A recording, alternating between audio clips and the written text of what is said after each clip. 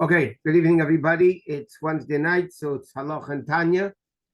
We're up to the laws of Shema in the morning. Now, there's one of the biblical mitzvahs, by the way, is the mitzvah of saying Shema twice a day. The Torah says you should say b'shachbacha u'v'kumecha. The Torah says you should say it b'shachbacha, which means when you lay down. U'v'kumecha means when you get up. So there is an opinion called Beis Shammai that they hold actually what the Torah means is the night Shema you have to do laying down and the morning Shema you have to do standing, because that's what the Torah says when you lay down and when you get up. But the halacha follows like Beis Hillel.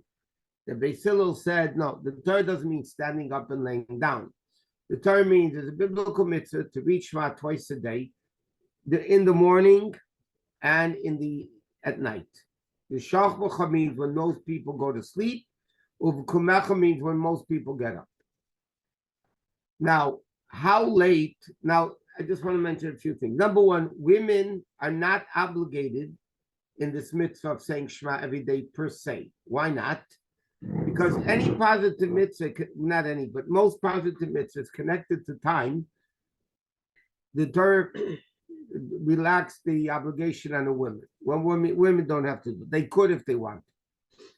By Shema, it says two things. Number one, it says women should still say the Shema, not that they have a mitzvah of saying the Shema, because Shema is Shema Yisrael Hashem Elokeinu Hashem Echad. God is one. That's the acceptance of God's sovereignty over the world, which women should do also. Secondly, the third portion of the Shema deals with tzitzis, which women are also not obligated to wear, because again, it's a mitzvah connected to time, only during the day, not at night. But there's an end of Shema. In fact, that's why we say the parsha of tzitzis at night, because at the end of the Shema, it says, Ani Hashem Elokechem asher hitzeichi eschem me'eretz Mitzrayim. It mentions the going out of Egypt. And that women are obligated in mentioning, because that's not a mitzvah necessarily connected to time. It's a mitzvah during the day and at night, the whole year. Kol yemei chayacha. That's interesting. The mitzvah of Shema per se is the first two chapters of Shema. Now the question is, one paragraph enough? We'll get to that later. But the mitzvah of Shema ideally is the first two paragraphs of Shema. Why do we say, when we say the Shema, about tzitzis and so on, not so much because of that part. Again, like we just mentioned, because at the end, we say, Ani Hashem Elokechem asher hitzeichi eschem me'eretz Mitzrayim, li'es lachem Elokim, it's the mitzvah of Yitzias Mitzrayim. And that's why we even say that parsha of Shema at night, even though night is not the nighttime, is not the time for tzitzis, but nevertheless, it is the mitzvah of Yitzias Mitzrayim. Like we said in the Agada, that Ben Zoma said, Amar Rabbi Elazar ben Azariah, I never merited that they should say Yitzias Mitzrayim by night until Ben Zoma came along and derived from a pasuk that you have to say it at night. So the mitzvah of Shema itself is the first two chapters, the first two paragraphs. Shema, the third part, is also part of Shema, and therefore, and for women, by the way, that's a bigger mitzvah than the rest of the Shema itself. Now, what's the earliest time you could say Shema? Ideally, it should be at sunrise. Technically, you could say Shema, what's called the Sheyakid, when you're able to recognize a friend semi-close, 6 feet away, in others, without the lights in the city. That there's enough light of daybreak that you're able to see a friend that you know 6 feet away. When you have enough light, that's when the time of Shema begins. Now, when does the Torah says when you get up? So one opinion in halacha in the Mishnah says you have to get up. You have to say it at sunrise. Why? not nowadays, but in the olden days, people got up at sunrise. Tizrach HaShemesh Al Seifun, we said in today's Tilim for Chitas, for Chofala, for Iyar, in Barchi Nafshi. Tizrach HaShemesh Al Seifun, when the sun comes up, the people gather ready to work. So people get up. It comes along Rabbi Yeshua in the Mishnah and says, no, Jews are kings, and kings get up 3 hours into the day. Kings they have nowhere to rush. They don't have to get up that early. So kings get up 3 hours into the day. So according to halacha, and that's the halacha, the Gemara says, you're allowed to read the morning Shema until 3 hours into the day, which is 3 hours of halachic hours. Now again, I spoke about this a little bit Shabbos, but because we're learning these types of dinim, and it's important for a lot of dinim in Torah to know how the halacha deals with the aspect of times. Now, there is day and there is night. When does day begin and when does day end? So many opinions, including the Alter Rebbe in Shulchan Aruch, holds the day begins at dawn and ends at nightfall. Okay? The Alter Rebbe in Siddur, and that's what we go by, and many other poskim, the Lavush, the Gra, and a lot of other poskim hold that the day is from sunrise to sundown, just a shorter day. Dawn is before sunrise, and nightfall is after sundown, sunset. So the question is it a longer day or is it a shorter day? Practically, as Chabadniks, and this is what many poskim today, the day is from sunrise to sundown. That's the definition of the day. Now, in halacha, it says that a day has 12 hours. Now, in our world, an hour is 60 minutes. But in halacha, an hour is not 60 minutes. What is an halachic hour? What is a halachic hour? In halacha, you have to know this for a lot of dinim. What is halachic hour? So it goes like this. According to halacha, a day has 12 hours and a night has 12 hours. So sometimes in the summer, I'm rounding off figures to make it simple. A day, and an average day, Tishri time and Nisan time. Okay? Let's say sunrise is 6 and sundown is 6. So you have exactly 12-hour day. Each hour has 60 minutes. That's clear. What happens during the summer when you have a day starting at 6 and ending at 8? So now you have a 14-hour day. You have a 14-hour day. From 6 to 8 is 14 hours. During the winter, you can have a day from 6 to 4. You can have a 10-hour day. Okay? So let's say, for argument's sake, you have a 10-hour day. But we just said an hour there's 12 hours in the day. So let's say you have a 10-hour day. Okay? It's winter time, you have a 10-hour day. 10 hours is 600 minutes. Right? 10 hours is 600 minutes. Divided by 12, because again, a day has 12 hours. So if you divide the 600 by 12, then you have 50-minute hours. If the day is from 6 to 8, we have a 14-hour day, you're going to have probably a 70-minute hour. So what is called the halachic hour? It's not 60 minutes.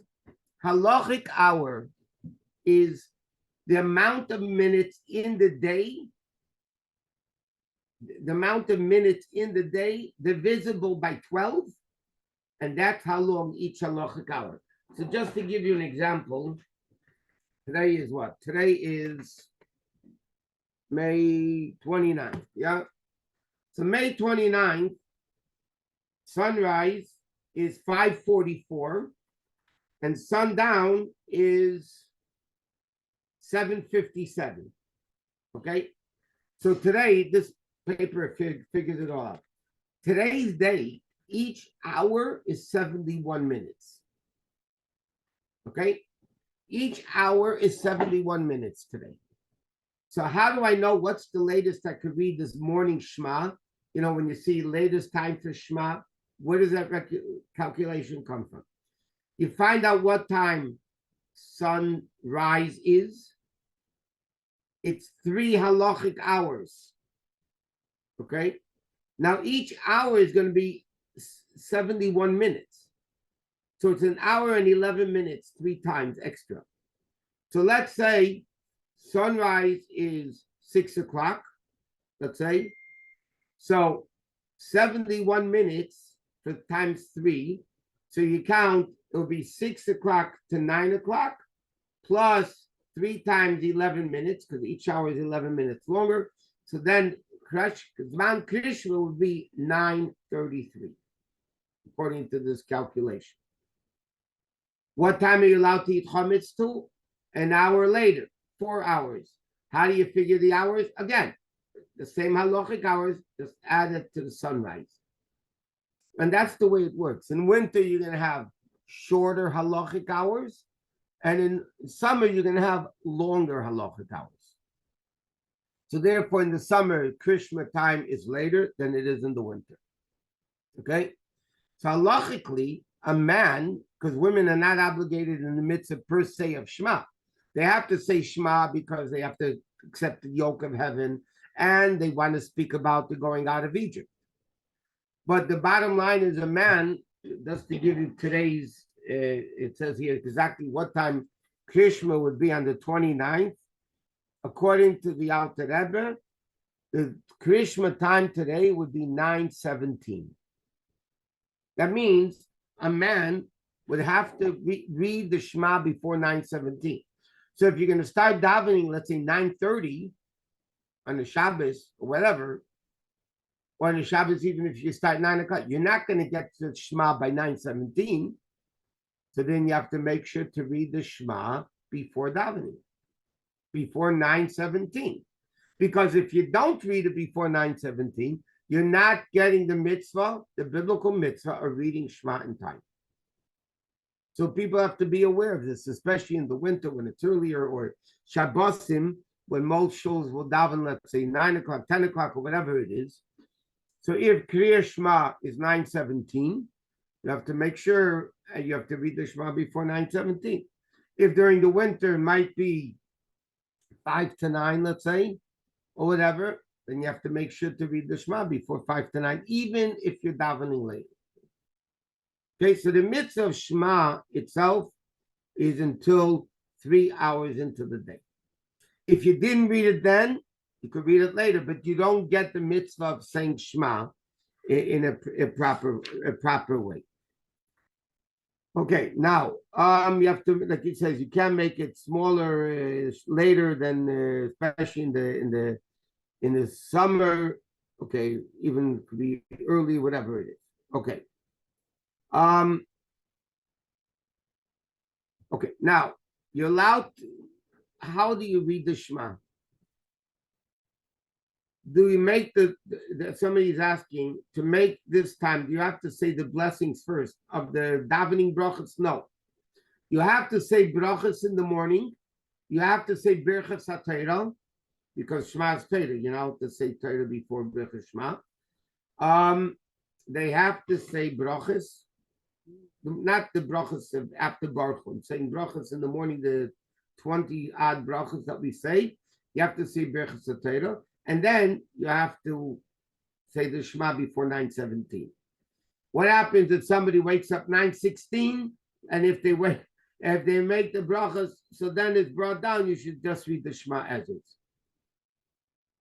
I mean, but you have to be dressed.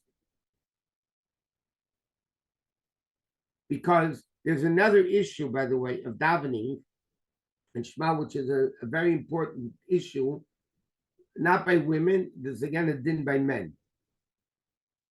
You know, by Chassidim, everybody knows they wear a gartel by davening.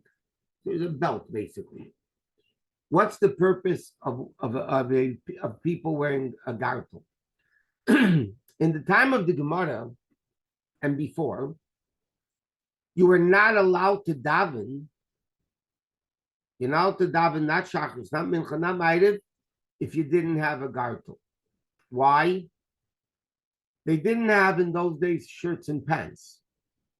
They would wear a long robe, a tunic or whatever it was, and then there was no separation between the heart and the lower parts of the body. The Gemara says you're not allowed to have what's called libay, the heart, roya ever seeing the nakedness of the bottom of the lower part of the body. So therefore, this doesn't apply to women. By men, a man is not allowed to say a bracha, not even a bracha, or daven in the time of the Gemara, unless if you wear a gartel or a belt or a string, it doesn't matter what, to separate between the higher part of the body and the lower part of the body. In the time of the Rishonim, Rashi's era, people started wearing shirts and pants. So because they're wearing shirts and pants, that itself is enough halachic separation between the top and the bottom. That's enough. By Chassidim, when they daven, do other mitzvahs, they'll be as a preparation to daven. Because the pasuk says, he came likras alokacha Yisrael, prepare yourself to meet Hashem, which is davening. So Chassidim wear a garter when they daven. Okay? But I'll give you an example where this applies. If a man, God forbid, is in a hospital, okay, and they give you these hospital robes, so then halachically you're not allowed to daven unless if you have a separation, a gartel, a piece of string, a belt, anything to separate the higher and lower parts of the body. That's where I got into this because if somebody's laying in bed and they're not wearing pajamas, let's say, so then they have an issue of the higher and the lower parts of the body. They wouldn't be allowed to daven. And generally speaking, it's inappropriate to daven in pajamas or in your robes or whatever it may be. Okay, so coming back to the mitzvah of Shema. So you're allowed to read the Shema sitting or standing, it doesn't matter. Because again, Bais Shammai says the morning Shema, you must stand. The night Shema, Bais Shammai says you must lay. Because the shachbachav means to lay down. We don't paskin like Mishnah says like Beis Hillel, and the Gemara tells even the Mishnah tells even a story that Tarfin, who was a disciple of Bais Shammai, laid down once by the Shema, like Bais Shammai held, and he endangered his life because of that. Whatever happened. And the people told him you were deserving of it because you didn't do like Beis Hillel. You don't lay down by Shema. Halachically, by the way, unless God forbid somebody is in the hospital and they can't sick that they can't get up, but you're not allowed to say the Shema laying down. This was disrespectful to say the Shema. Now, not only that, it's very interesting halacha. If somebody is, let's say, sitting. They're davening until Shema, and they were sitting. And now they decided they're going to stand up to honor the Shema. You're not allowed to do it. Because then it shows you doing like Bais Shammai, that you're standing up to do the Shema standing. If you're standing, you could stand. But if you're sitting to get up just for the Shema itself, halacha says you're not allowed. You're not allowed to do Krishma laying down.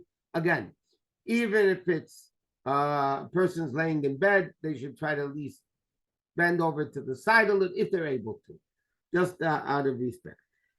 Now, because Krishma is a biblical mitzvah, a person before they start saying the Shema have to have intent that they're saying the mitzvah, they're doing a mitzvah that Hashem commanded us to do. And what's very important is like this. When you say the first, you have to have intent. Now, what's the minimal intent that you could be Yetzer Shema? The minimal intent is the first pasuk of Shema. If you don't think when you said the first pasuk of Shema what the words mean, you did not fulfill the obligation of Shema. You must, the first bracha, the first bracha of Shemona Esrei, of the Amidah, and the first pasuk of Shema, you must have kavanah. Not only a general kavanah, but I'm doing a mitzvah. Those, the first bracha of Shema, of Shemona Esrei, of the Amidah, and the first pasuk of Shema, you must know what the words mean. What is Shema Yisrael Hashem Elokeinu Hashem Echad? Means Shema Yisrael does not only mean hear, O Israel, as the English says. It means you should understand that Hashem, who is Elokeinu, is Hashem Echad. What does the word Echad mean? Echad means one. What should a person think when they say the word Echad? So the Gemara says, and this is the halacha, when you say the word Echad, Hashem Echad, you have to have in mind the following. Echad is spelled Aleph, Ches, Dalet. Aleph is 1, Ches is 8, and Dalet is 4. 8 represents the 7 heavens that the Gemara says there are 7 heavens based on Psukim, and 1 earth. So when a person says Echad, they have to have in mind the Ches represents the 7 heavens and earth. The Dalet, which means 4, represents the 4 corners of the world, meaning north, west, south, east, up and down, all 6 directions. Echad is 7 heavens up and earth, which is down, and Dalet means the 4 corners of the world, that they are all subservient and subjugated to the Aleph, which is Hashem Echad, one God. And that's halacha, by the way. It's not Kabbalah, Chassidus, what halacha says when a Jew says the pasuk Shema Yisrael Hashem Elokeinu Hashem Echad. You have to have in mind, a Jew should understand that Hashem, who's our Elokeinu, is Hashem Echad. That's the only thing that exists in the 7 heavens and earth and 4 corners of the world. Then that's the level. That's what Echad means, and that's what you have to come. Now the Gemara says in Brachos, you're supposed to emphasize the Dalet. Now Echad, you don't say.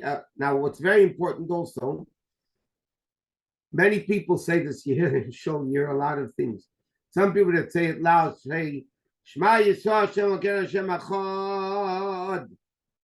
Okay, that's not, you're not Yetzer Krishma like that, because the word is Echad, not Echad. Okay, you can't add any letters. You're adding 10 aleph. Shema Yisrael Hashem Elokeinu Hashem Echad. The Gemara says you have to lengthen the Dalet. It doesn't mean lengthen. It means intensify your concentration, and you shouldn't swallow up the Ches. Okay, so when a person says Shema Yisrael Hashem Elokeinu Hashem Echad, it means you have to have in mind that a Jew should hear and understand that Hashem is our God, and this Hashem of ours is Echad. 7 heavens, earth, 4 corners of the world are all Batul Tesha. Now, generally speaking, in the Chassidish world, we are not very particular in davening with diktuk, meaning based on grammar. There's a tzemach tzedek that in davening you don't have to be so medaktik b'diktuk. If anybody listened to the Rebbe's davening, when the Rebbe would daven for the Yom, the Rebbe did not daven according to diktuk. I mean, I'll give you a simple example. You say Baruch Ato. According to the laws of grammar, it's Baruch, not Baruch. It's Baruch, not Baruch. Or the Rebbe would say L'chodedi Likras Kala. It's not Likras grammatically. It's Likras Kala. Okay. So by Krishma, even though by davening we're not so meticulous in the diktuk, but we are meticulous by Shema. We are meticulous, and therefore there's what's called shvanach. There's you look in the siddur. Shvanach means it's a resting shva. Uva, you can have uv kumecha. That shva base is called shvanach. Shvanah means uva kumecha. But okay, we're not getting into that stuff now. So that's diktuk. But another thing you have to understand, it says in halacha, certain words are two words together, sometimes could be run-on words. For instance, al levavecha. Okay? Al levavecha. Sometimes people, when they're saying it quickly, say al levavecha. They make the lamed for both words. That's no good in Shema. You have to say al levavecha. Or you have in Shema va'avadtem mehera. So it ends with a mem, begins with a mem. So some people say quickly, you say va'avadtem mehera. So you make one mem for both. It's not, you're not great to Krishna. You have to say va'avadtem mehera. And there's certain words that end with a mem and begins with an al. I mean, basically, you have to be careful when you read the Shema that every word is pronounced properly and correctly. And now, normally people, it says in halacha, you should say Shema louder. Why should you say Shema louder? Because it awakens a kavanah. But Baruch Shem, we say quietly, as everybody knows, except on Yom Kippur. You say Shema Yisrael Shem Elokeinu Hashem Echad loud, and then you say Baruch Shem quietly, and then you go back to your Haftas Hashem. Why do we say Baruch Shem quietly? So there's two reasons brought down in halacha. One reason is because in the Torah it doesn't say Baruch Shem Malchus Olam. If you look in the Chumash in Parshas Vayeschanan, where Shema is, it says Shema Yisrael Hashem Elokeinu Hashem Echad v'Ahavta Hashem Elokecha. We add Baruch Shem. So the Gemara says, by the way, in the first Bais Din, they did not say Baruch Shem Malchus Olam. They said Shema Yisrael Hashem Elokeinu Hashem Echad v'Ahavta Hashem Elokecha. In the second Bais Din, Chacham instituted to say Baruch Shem and to say it quietly. Why quietly? It's not like this. The Medrash tells a story that when Yaakov Avinu wanted to bless his children, all of a sudden the Shekhinah left him. He wanted to bless his children, say when Mashiach is coming or whatever, the Shekhinah left him. So Yaakov Avinu thought there's a blemish in his kids. They're not up to par. They're not up to the level. So the children, Yaakov's children, said to him, Shema Yisrael, Yisrael is Yaakov, Hashem Elokeinu Hashem Echad.